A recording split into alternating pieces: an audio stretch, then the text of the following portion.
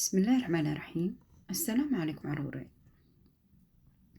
waa habritiin jowhar maydhane waxaanu soo barannay 5 arkaanul islaam 6 arkaanul iimaan.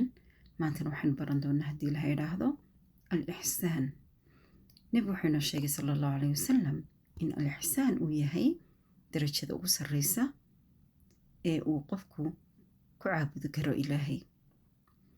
taasina waxay tahay ayuu yidhi in aad ilaahay u caabudid sidii aad arkayso oo kale, waayo haddii aanad arkaynin ilaahay isaga ayaa ku arkaya.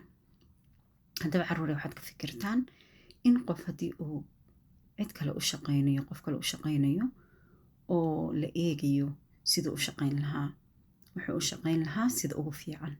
haddaba adigana ilaahay wuu ku arkayaa mar walba ee waxaad u caabudaa sida ugu wanaagsan ee aad karaysid inaad u caabuddo.